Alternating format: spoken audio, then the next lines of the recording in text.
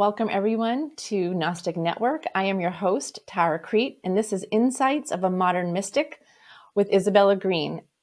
This is episode 2, Experiencing God. I've been looking forward to this. Welcome back, Isabella. How are you?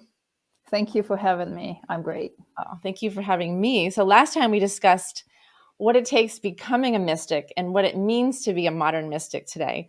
Today we're going to be talking about your experience of God in the Sinai Desert in Egypt, which I can't wait to hear about.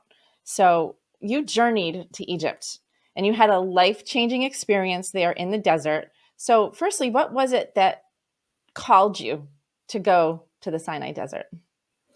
Like I mentioned in the previous episode, I was constantly seeking something that I wasn't sure. I wasn't sure what it was, but I knew that the life that I was living was not enough.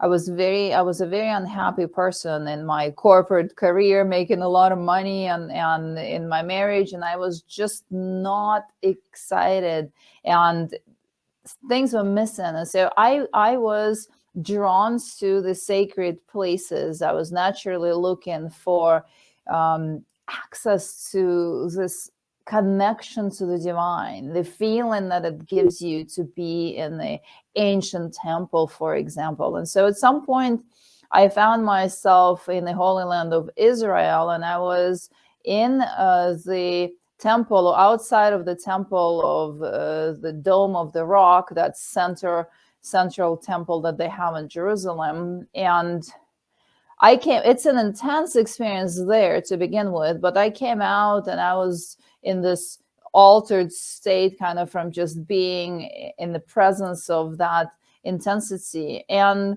the tour guide that took us there, he observed my state and he asked me, he said, "What brings you here? Why are you doing this tour?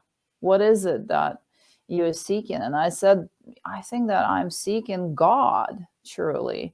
I feel so disconnected. I'm seeking God." And he said, "Well, here we say, if you want to find God, you have to go to the desert. In the desert, there is nothing except you and God." And so he said, if you decide at any point that you would like to have that experience, reach out to me and I will organize that for you. And that's when you are going to have an unforgettable journey with God. And so I took his information, and 5 years went by. And at the end, so I was in between corporate jobs there, and I was not looking forward to taking the next job, but it seemed like there was no other way. And during that break, I remembered that conversation, and I said, "Wow, let me go." And I reached out to this person, and they picked me up, him and a friend from the Israeli side. They picked me up at the airport. We drove across the border into Egypt, and there we were met by the Bedouins, quite literally the group of the Bedouins in a jeep with broken windows, and the guys from the Egyptian side, they were wearing the white dresses and sandals. And to me, that was really strange looking situation there. The jeep was so beat up, I wasn't sure it was going to make it anywhere. And so we embarked on this journey of driving with these people. The guys were all sleeping in the back of the jeep, and I was sitting next to the driver. And he was an unforgettable kind of man, like really dry skin, and really the person that you would consider to be a mystic, something like that, with a beard and in a dress.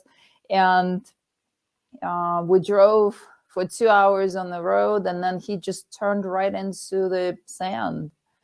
And I was blown away because there was no road. We're just driving right across the sand, and he kept looking at the moon to tell the direction, I guess. And it happened to be the full moon time. And we came to a spot that was there were rock formations there. My idea was to go where Moses went. I wanted to go to Mount Sinai, and they told me that we're going to be as close to that as possible. So within the same energetic vortex, within the same energetic space. And it was all just sand and the red rock formations, very similar to where I live now with within Sedona area. So was this gentleman like transporting you, just dropping you off in the middle of the desert?